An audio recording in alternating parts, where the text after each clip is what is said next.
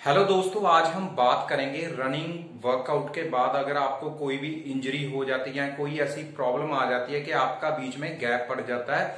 किसी का गैप एक हफ्ते का पड़ जाता है, किसी का 1 महीने 3 महीने या 6 महीने का गैप पड़ जाता है।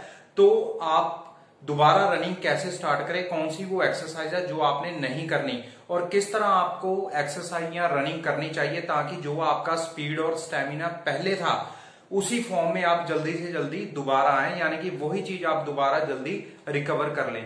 क्योंकि जो प्रोफेशनल एथलीट होते हैं वो क्या करते हैं, जब उनके सभी कंपटीशन वगैरह खत्म हो जाते हैं वो ऑफ सीजन वर्कआउट करते हैं और रनिंग के टच में रहते हैं। तो जल्दी जब भी कोई इवेंट आते हैं दोबारा तो जल्दी वो रिकवर कर लेते हैं अपने आप को, जल्दी वही स्पीड और स्टेमिना उनका दोबारा आ जाता है। लेकिन बहुत से लड़के जो ऐसे हैं जो जैसे लोकल टूर्नामेंट वगैरह देखते हैं जो गांव वगैरह में होते हैं, तो उसके बाद गैप डल जाता है। या भर्ती वाले लड़के जो 1600 मीटर की तैयारी करते हैं, अगर मान लीजिए इस भर्ती में वो नहीं हो पाए तो बीच में गैप डल जाता है उनका। तो जब भी कोई दोबारा भर्ती आती है पहले उनका अच्छा स्पीड और स्टेमिना होता है, तो वो कैसे जल्दी से जल्दी रिकवर करेंगे, किस तरह रनिंग उन्हें स्टार्ट करनी चाहिए, उसी के ऊपर आज हम बात करेंगे दोस्तों। तो आइए शुरू करते हैं। दोस्तों, अगर आपका गैप बीच में पड़ चुका है, सबसे पहले आप माइंड में एक बात अपने बिठा लीजिए कि कभी भी जब आपने दोबारा गैप के बाद वर्कआउट स्टार्ट करना है, आपके माइंड में एक बात होनी चाहिए, आपने कभी भी स्टार्टिंग जो होती है वो स्प्रिंट ड्रिल्स हो गए या स्टेयर वर्कआउट, हिल वर्कआउट, इससे स्टार्टिंग नहीं करनी। आपने वो दिन देखना जब आप पहले जो वर्कआउट करते थे, आप जिस दिन लॉन्ग रनिंग करते थे एक पेस के ऊपर, चाहे आप 3 किलोमीटर करते थे ज्यादा से ज्यादा, चाहे 5 किलोमीटर आप करते थे, वो पेस आपकी कितनी थी, ठीक है, पर किलोमीटर का टाइम आपका कितना आ रहा था। यहां अगर एग्जांपल के तौर पर हम 5 किलोमीटर ले लेते हैं, आप 5 किलोमीटर रनिंग करते थे, ठीक है, जिस दिन आप लॉन्ग रनिंग करते थे, तो 5 किलोमीटर आप 25 मिनट में करते थे, या कोई आप मान लीजिए आप 22 मिनट में करते थे कंप्लीट, ठीक है। आपने वो देखना है कि वो जो जिस दिन आप लॉन्ग रनिंग करते थे वो टाइम आपका कितना आ रहा था। आज जब आप गैप के बाद रनिंग स्टार्ट कर रहे हैं, आपने उसी के अकॉर्डिंग वर्कआउट स्टार्ट करना है, ठीक है दोस्तों। तो हम पहले एक हफ्ते से स्टार्ट करते हैं। मान लीजिए अगर आपका कोई आपके इंजरी हो गई है, एक हफ्ते का गैप पड़ गया, आपके 7 से 10 दिन का गैप पड़ गया, तो अगर एक हफ्ते का गैप पड़ता है इसमें कोई ज्यादा दिक्कत नहीं आती, स्टेमिना वगैरह उतना ही आपका रहता है। थोड़ी बहुत ही जो प्रॉब्लम आती है वो मसल्स में आती है, वो इसलिए आती है क्योंकि हम स्टेयर वर्कआउट या ड्रिल्स वगैरह कर रहे होते हैं, तो एकदम ही हम वर्कआउट दोबारा बंद कर देते हैं। तो अगर आप एकदम ही 10 दिन बाद या 1-1.5 हफ्ते बाद रनिंग ड्रिल्स वगैरह शुरू करोगे तो उससे क्या होगा, आपके क्रैम्प्स पड़ने का खतरा रहता है थोड़ा, ठीक है। इसलिए जब भी आपने रनिंग स्टार्ट करनी है, जो पेस आप पहले कर रहे थे, जिस पेस के ऊपर मान लीजिए आप 5 किलोमीटर रनिंग लगा रहे थे, वही पेस के ऊपर आप 3 से 4 दिन रनिंग कीजिए, अच्छा वार्म अप कीजिए, उसके बाद आप ड्रिल स्टार्ट कर सकते हैं। इसलिए एक हफ्ता हो गया, 10 दिन, इसमें कोई दिक्कत वाली बात नहीं होती, स्टेमिना पे फर्क नहीं पड़ता, सांस फूलने का वो कोई मैटर नहीं होता, उतना स्टेमिना रहता है। थोड़ा बहुत मसल के ऊपर फर्क पड़ता है, वो आप जल्दी से जल्दी रिकवर कर सकते हैं। लॉन्ग रनिंग कीजिए 3-4 दिन, उसके बाद ड्रिल्स वगैरह शुरू कर दीजिए, हल्के फुल्के जो होते हैं, और स्टेयर वर्कआउट, तो ऐसी कोई दिक्कत नहीं आती। अगर मान लीजिए एक हफ्ते से ऊपर है, आपका गैप पड़ रहा है 15 दिन से लेके 1 महीने तक का, तो आपने क्या करना है दोस्तों, आपने अपना जो वर्कआउट है वो 90% से स्टार्ट करना है। 90% का मतलब है अगर आप पहले 5 किलोमीटर लॉन्ग कर रहे थे तो वही आपने 4500 मीटर, 4200 मीटर, इस तरह की आपने उसी पेस पर दौड़ने की कोशिश करनी है। एक हफ्ता कम से कम आप लॉन्ग रनिंग कीजिए, उसके बाद आप अपना ड्रिल्स वगैरह धीरे धीरे स्टार्ट कीजिए, ठीक है।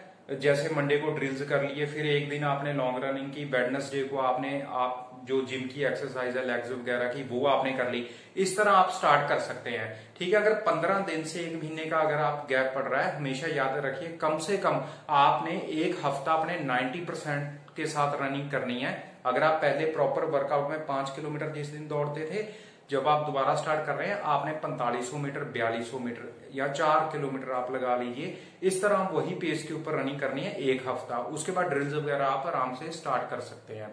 उसके बाद दोस्तों बात कर रहे हैं, अगर आपका जो टाइम है वो आपको 1.5 महीने का टाइम पड़ गया, 1 महीने से ऊपर या 3 महीने तक का टाइम पड़ गया, तो इसमें दोस्तों आपने अराउंड 60% के साथ वर्कआउट स्टार्ट करना है।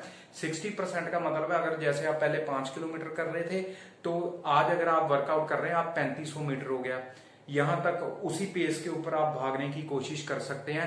यहाँ हो सकता है आपकी पेस में थोड़ा तो फर्क पड़ेगा, अगर आपने 1.5 महीना या 3 महीने वर्कआउट नहीं किया, आपकी थोड़ी बहुत ही सांस फूलेगी, उससे क्या होगा कि आपकी जो पेस है वो भी कम होगी। इसलिए पेस के ऊपर उस टाइम आपने ध्यान नहीं देना। अगर आपका पहले जब आप वर्कआउट कर रहे थे, आपका अगर 1 किलोमीटर का टाइम आता था 4:20 4:30 का आ रहा था, तो आज जो आप दोबारा वर्कआउट स्टार्ट कर रहे हैं 3 महीने बाद, तो आपने जो लॉन्ग रनिंग कर रही है उसमें अगर आपका पर किलोमीटर 4:40 4:50 का भी आ रहा है तो कोई दिक्कत नहीं है, वो भी अच्छा ही होता है। ये भी एक अच्छी पेस होती है, स्लो से थोड़ी बढ़िया ही होती है ये। उसके साथ आप 3500 मीटर तक रनिंग कीजिए, कम से कम आप 2 हफ्ते तक, 12 से 15 दिन तक आप लॉन्ग रनिंग कीजिए 3500 मीटर तक। एक हफ्ता जैसे आपने 3500 मीटर रनिंग कर ली है, उसके बाद डेली 200 मीटर बढ़ाते जाइए। 2 हफ्ता रनिंग करने के बाद, लॉन्ग रनिंग करने के बाद आपके जो मसल्स है वो दोबारा हैप्चुअल होने स्टार्ट हो जाते हैं। उसके बाद आप अपने ड्रिल्स होगी, जिम एक्सरसाइज, स्टेयर, हिल वर्कआउट, कोर वर्कआउट वगैरह, आप सभी चीजें ये स्टार्ट कर सकते हैं। उसके बाद दोस्तों अगर हम बात करते हैं 3 महीने से ऊपर का गैप पड़ गया, मान लो आपका कोई इवेंट था, आपने ऑफ सीजन वर्कआउट नहीं किया, या आपने कोई भर्ती के ट्रायल दिए थे, भर्ती में आपकी सिलेक्शन नहीं हो पाई, तो दोबारा आपने शुरू कर लिया वर्कआउट, 6 महीने के बाद दोबारा भर्ती आ गई है, तो आप क्या करेंगे, आपने उस टाइम ये ध्यान नहीं देना कि आपकी पहले जो पेस थी वो क्या आ रही थी। आपने कम से कम 10 से 15 दिन दोस्तों लॉन्ग रनिंग करनी है जितनी हो सकती है, ठीक है। उसमें आपने टाइम नोट करना कि आज मैंने जो 30 मिनट रनिंग करनी है या 45 मिनट आपने रनिंग करनी है स्लो। स्लो का मतलब यही होता है, अगर आपका जो 1 किलोमीटर है वो 5 मिनट से लेके 5.5 मिनट के बीच आ रहा है, उसको स्लो ही बोलते हैं। स्लो में 400 मीटर का जो टाइम है वो आराम से आप 2 मिनट में कवर कर सकते हैं। इस तरह आपने 30 मिनट से लेकर 45 मिनट तक आपने स्लो रनिंग करनी है 10 से 15 दिन तक। 15 दिन जब आपको वर्कआउट करते हो जाएंगे तो आपने धीरे धीरे स्प्रिंट वर्कआउट स्टार्ट करना है, ठीक है। जैसे 400 मीटर की हो गई है, उसमें भी आपने पूरा ये नहीं है कि दम लगा के आप लगा रहे हैं। उसमें अगर पहले आपका 400 मीटर की दम लगा के जो स्प्रिंट का टाइम अगर आप 1:10 का निकालते थे, तो आज आपने 1:25 तक वो टाइम लेके जाना है, ठीक है। इस तरह आपने वर्कआउट धीरे धीरे स्टार्ट करना है। तो हमेशा एक बात दोस्तों आप याद रखें, देखिए जिसने पहले वर्कआउट किया हुआ है, जिसने पहले, चाहे आप 4 महीने का गैप पड़ गया, अगर आपका पहले अच्छा स्पीड और स्टेमिना था, अगर आप लॉन्ग रनिंग से धीरे धीरे वर्कआउट स्टार्ट करते हैं तो ज्यादा दिक्कत नहीं आती। आराम से 1.5-2 महीने में आप रिकवर कर लेते हैं अपने आप को, जिसने पहले अच्छा वर्कआउट किया हुआ है। अगर जो नया बंदा है जिसने कभी वर्कआउट पहले किया नहीं, वो आज स्टार्ट कर रहा है, उसको तो 5-5 6-6 महीने लग जाते हैं, क्योंकि पहले उनके जो मसल्स हैं वो हैप्चुअल होते हैं, शिन पेन वगैरह होती है। लेकिन जो बंदा पहले अच्छा वर्कआउट कर चुका है, अच्छी उसकी टाइमिंग थी, ठीक है, आज उसका 3-4 महीने का गैप पड़ गया, दोबारा वो स्टार्ट कर रहा है रनिंग, उसको ज्यादा दिक्कत नहीं आती। ज्यादा से ज्यादा 1.5 महीने 2 महीने में आप पूरी तरह जो आपकी पुरानी फॉर्म है उसमें आप आ जाते हैं, अगर आप प्रॉपर वर्कआउट कर रहे हैं। तो हमेशा याद रखें, कभी भी अगर आपके गैप पड़ रहा है 6-6 महीने का, तो या 3 महीने का गैप पड़ गया है, कभी भी आपने हैवी एक्सरसाइज के साथ स्टार्ट नहीं करना। उससे क्या होगा, आपके क्रैम्प्स पड़ेंगे, ठीक है। जैसे कि मैंने बताया, स्टेमिना, सांस फूलता जो हमारा रनिंग करते हुए, उस पर कम असर पड़ता है, ज्यादा असर हमारे मसल के ऊपर पड़ता है, ठीक है। क्योंकि मसल जो होते हैं, दोबारा आप जब भी दम लगाते हैं तो मसल्स हमारे जो पूरे जो प्रॉपर पहले वर्कआउट किया होता है मसल्स की पावर बढ़ाने के लिए, ठीक है, क्योंकि स्ट्रेंथ जो एक्सरसाइज होती है उसमें मसल्स का काफी हमारा दम लगता है, तो वो आपने एकदम बंद कर दिया होता है। तो दोबारा अगर आप स्ट्रेंथ या स्पीड बढ़ाने के लिए वर्कआउट करोगे, जैसे स्टेयर वर्कआउट वगैरह हो गया, तो डेफिनेटली आपके क्रैम्प्स वगैरह पड़ेंगे।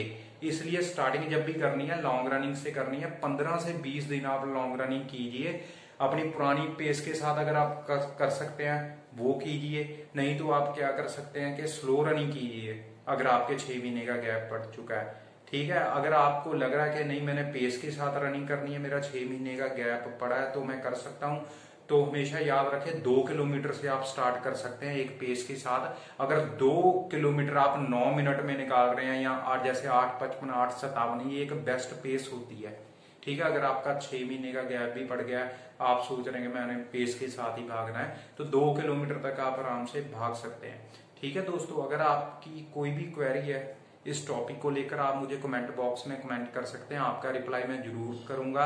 अगर हाई जंप को लेकर 800 मीटर, 1500 मीटर या 1600 मीटर को लेकर कोई क्वेरी आपकी, कमेंट बॉक्स में मुझे कमेंट कीजिए, आपका रिप्लाई मैं जरूर करूंगा। तो वीडियो आपको कैसा लगा कमेंट में ये भी हमें जरूर बताएं। तो बहुत ही जल्दी आपसे नई वीडियो में मिलूंगा, तब तक के लिए goodbye, have a nice day.